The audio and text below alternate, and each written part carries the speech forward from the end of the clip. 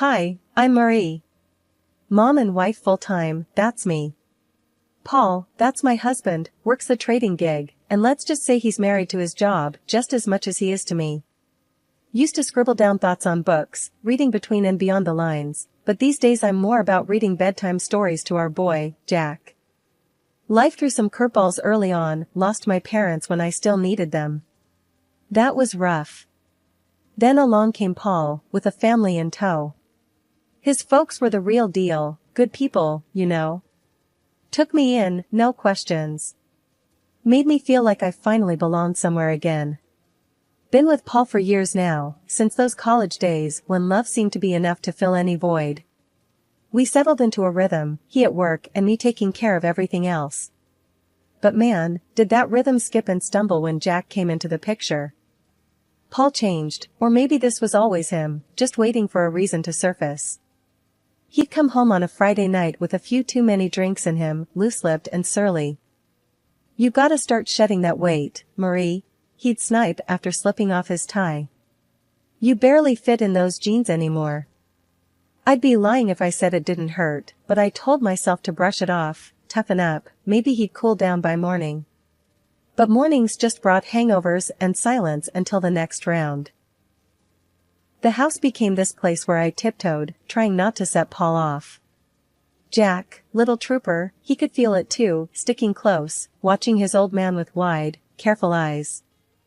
One particularly rough Friday, Paul came home and made a beeline for the fridge, crack open a cold one. I was on the floor with Jack, blocks scattered around. "Another day in paradise, huh?" Paul sneered, leaning against the counter. I forced a smile. Just the usual, you know, chasing after this little tornado. I ruffled Jack's hair, but my heart wasn't in it. Paul tossed his head back, downing half the bottle. "Maybe put some of that energy into a workout routine, eh?"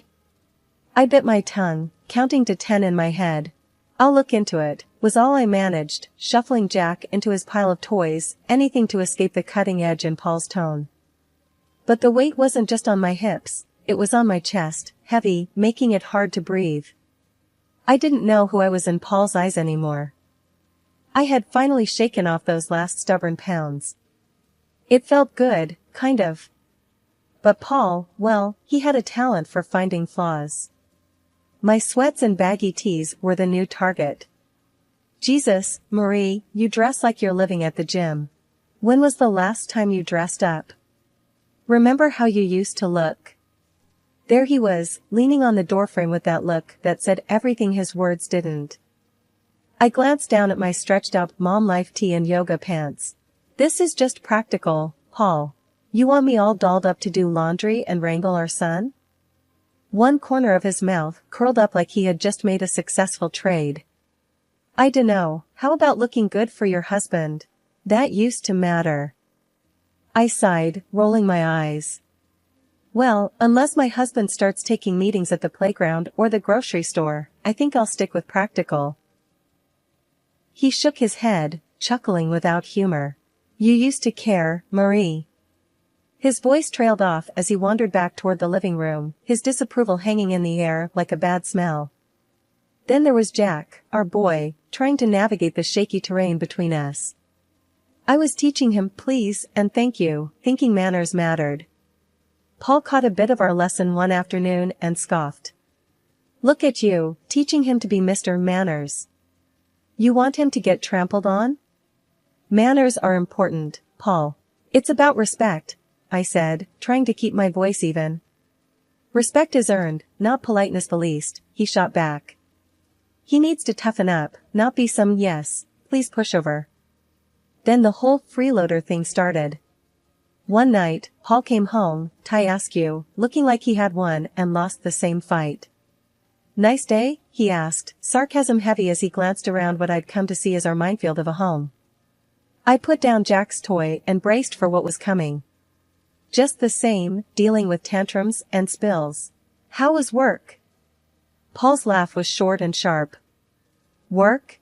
Oh, it was just dandy, supporting a parasite." My cheeks burned. "Excuse me?"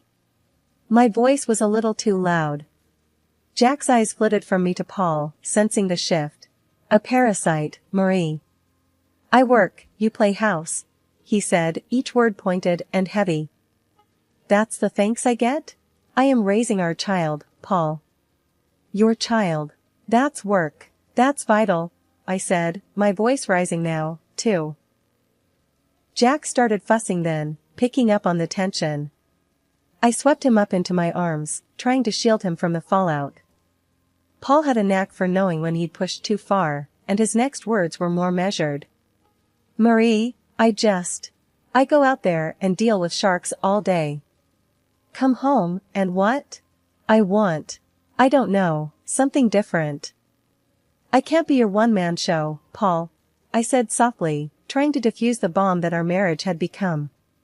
I'm here, juggling a million things for us, for Jack. We looked at each other then, really looked, and I wondered if he saw the plea in my eyes. The help me, back me up, be with me that I felt screaming inside. But he turned away, the finality of his silence telling me that no, he didn't see. He didn't want to. One day, the disrespect boiled over. Jack scrunched up his little face and called me a name, a real zinger. He got it from Paul. You're just a lazy bum, he had hurled at me, his tiny voice bitter and angry. I felt like I'd been slapped. What? Jack, no, you can't say that, I stumbled, shocked. He folded his arms, stubborn as his dad. Dad says it, so can I. That was the last straw. When Paul got home, I was waiting, steaming like a forgotten kettle. You know what your son called me today? I laid into him without waiting for an answer. Paul dropped his keys on the counter and chuckled, clearly not seeing the line had been crossed. What did he say? The truth? He tossed his words over his shoulder as he walked to the fridge, his casualness like acid on my skin. Is that funny to you? I was shouting now, my usual restraint snapped tight as a dry twig. Your son is calling me names. Paul leaned against the kitchen counter, beer in hand, a smirk blooming on his face. Oh, come on, Marie. Kid's gotta learn to stand his ground. I was staring at him, hands balled into fists. By disrespecting his mother? He shrugged, a lazy lift of his shoulders that sent me teetering on the edge. You're too soft on him. Look, he's getting some spine. Spine? My voice shot up another octave. He's learning to be just like you. Paul grinned and ruffled Jack's hair. Ain't that right, champ? I turned to Jack, who was looking at us with eyes that were too old for his face. Jack, listen to me. What you said to me this morning was wrong. You can't talk to people like that. Jack's chin jutted out, defiant and stubborn. But Dad. I don't care what Dad says, you listen to your mom. I cut him off, my heart thudding like a drum. I was desperate for him not to follow in Paul's footsteps. But Paul wasn't letting it go. The boy's gotta learn to speak up. World's not gonna hand him anything. You keep coddling him, he'll end up. I get it, all right? I get it. I cut him off, feeling the weight of his words like a physical thing on my chest. But there's a line. You don't get it, do you? Paul threw up his hands, that ugly smirk still there. Whatever, Marie. You make mountains out of molehills. I turned from him, that burning in my chest now a churning mess. This is not how I want our son to grow up. This disrespect ends now, it ends here. Paul just took a swig of his beer, and I knew, right then, my words were just bouncing off him. I looked at Jack, really looked at him. You apologize to me, now, I said, the power in my voice surprising even me. Jack's eyes darted between me and Paul, but he knew that tone. Sorry, Mom. The word was small, almost lost in the kitchen, but it was there, and it was a start.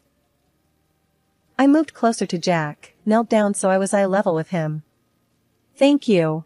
We treat each other with respect in this house, you got it? Paul snorted behind me, but I ignored him. Jack nodded, a hint of my boy peeking through that new sullen shadow he wore. It was a crack in the wall Paul was building around him, a crack, but also a starting point. I stood up, squared my shoulders. We're going to fix this, Jack. No more name-calling, no more disrespect. We're better than that. I took Jack's hand, and we left the room, leaving Paul and his smugness behind us. I stood there on the sidewalk, my phone shaking in my hand. It was one of those moments where your gut ties up in knots. There, across the street, Paul was laughing it up with some woman. Blonde, curvy, and looking at my husband like he was the last piece of chocolate in the box. My thumb pressed record before I even decided to. The walk home felt a million miles long. A part of me hoped it was a misunderstanding. But deep down, I knew. Back in our kitchen, I threw my keys on the counter. Paul was sitting there with a beer, like he always did, but today the sight of him made me sick. Without a word, I tossed my phone on the table in front of him, the video playing. Care to explain? Paul looked at the screen, his eyes going hard when he saw what was on it. He muted it, placed it calmly on the counter, and then looked straight at me.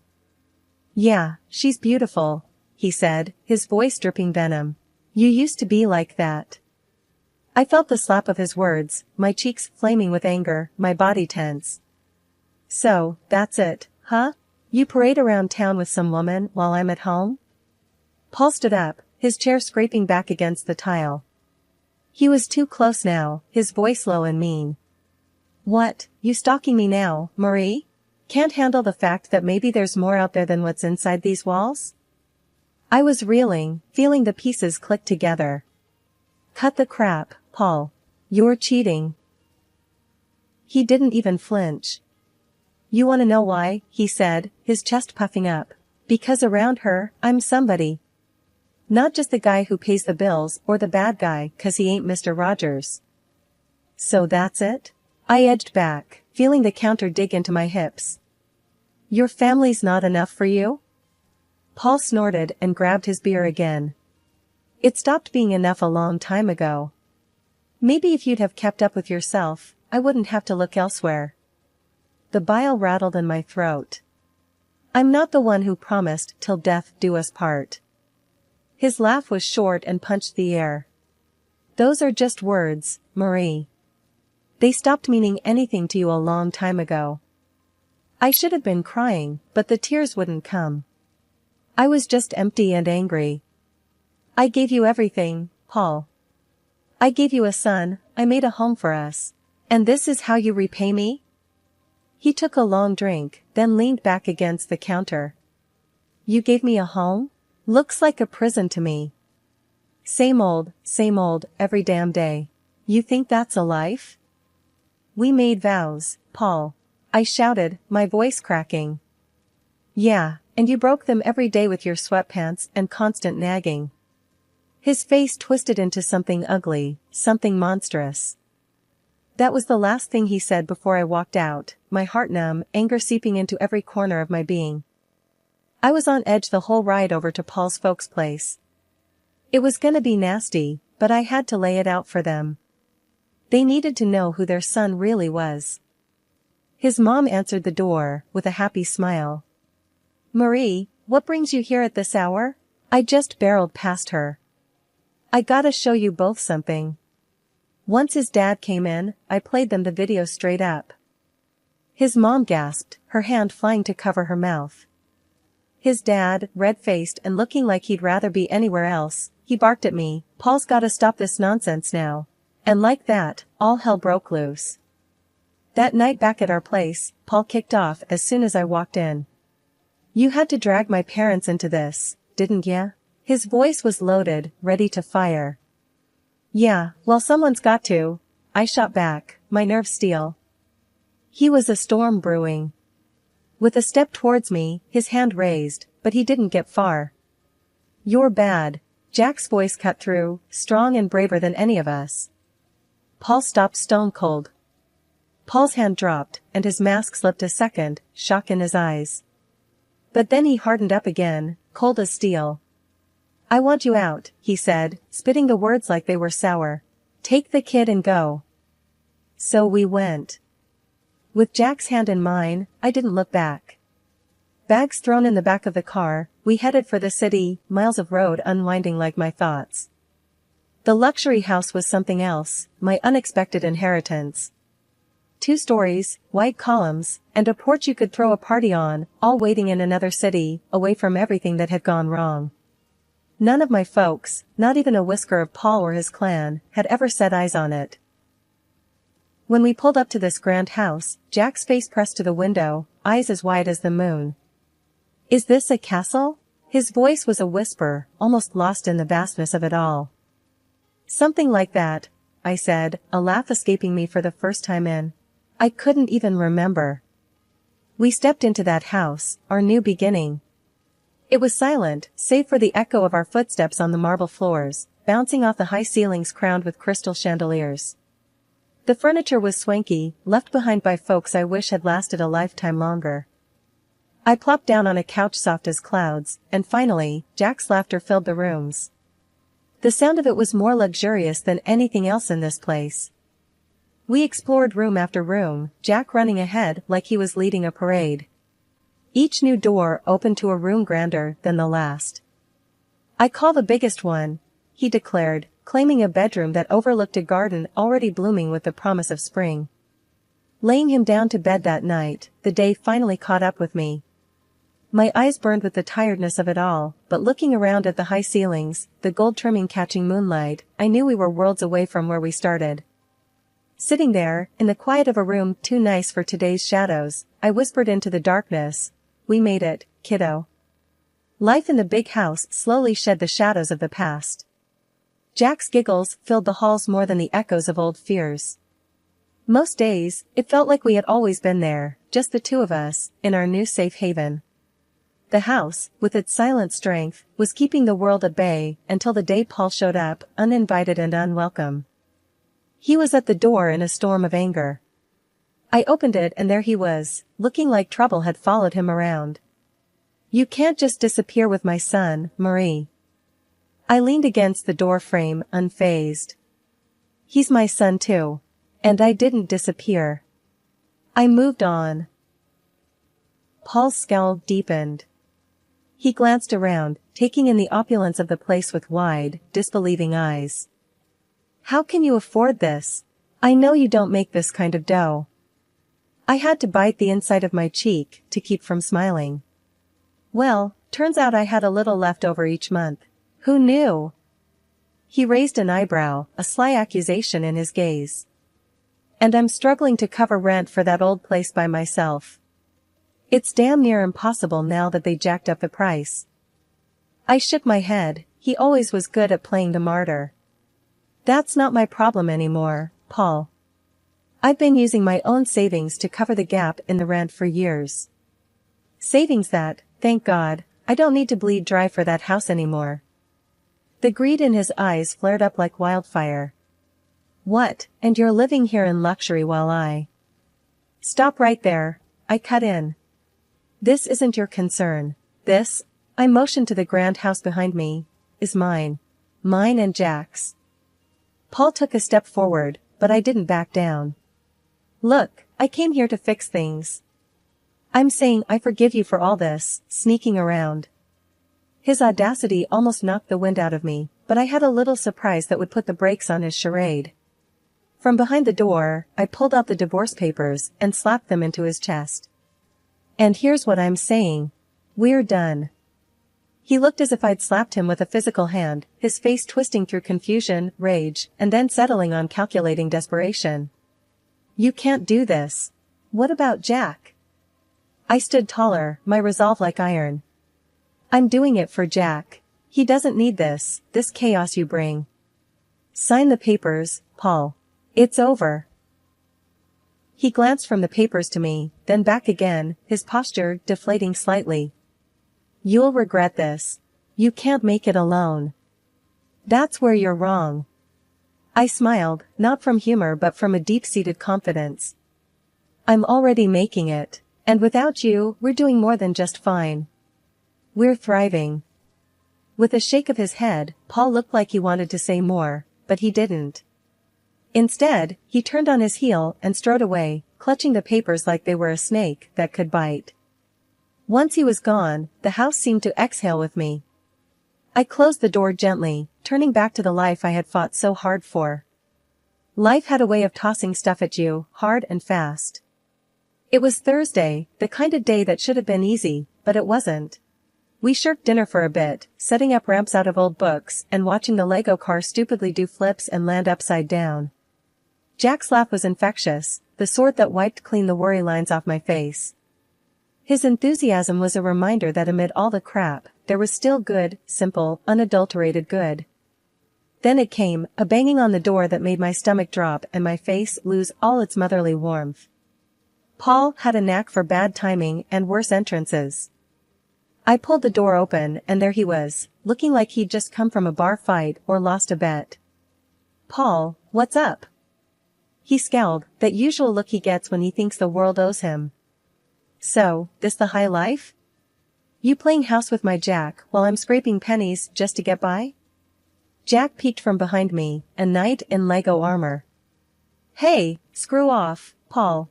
Don't talk to my mom like that." Paul's face turned a nice shade of tomato. "The hell? You let him talk like that?" I stood there, hands on hips. "He's expressing himself. Something I should have done with you a long time ago." Jack came out from behind me, all fierce. "Yeah, get lost. My mom, my rules." Paul's anger was something else, a storm that had nowhere to go. "You think you're smart, huh? Talking to your old man like that." Jack squared his shoulders, a small David to Paul's Goliath. "Don't gotta think. I know it. Mom knows it." Paul opened his mouth, but nothing came out. There was Jack, staring him down, waiting.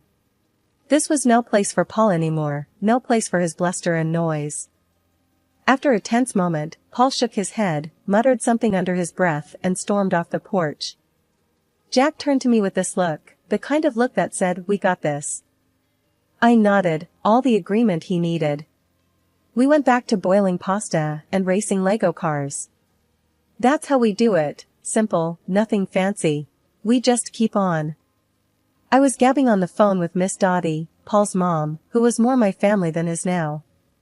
"Honey, you just holler if there's anything you need, 'kay?" Her voice was always a warm blanket over the line. "We're all good, Miss Dottie. Really, couldn't be better," I assured her, twisting the cord around my finger. She hummed a pleased note. "Just makes my heart full to hear that. Keep on keeping on, you hear?" Frank, her husband, yelled from somewhere behind her. "Tell her that any time she wants to send over some of that lemon meringue, we won't complain." A genuine laugh burst out of me. "Expect a pie on your doorstep soon, Frank."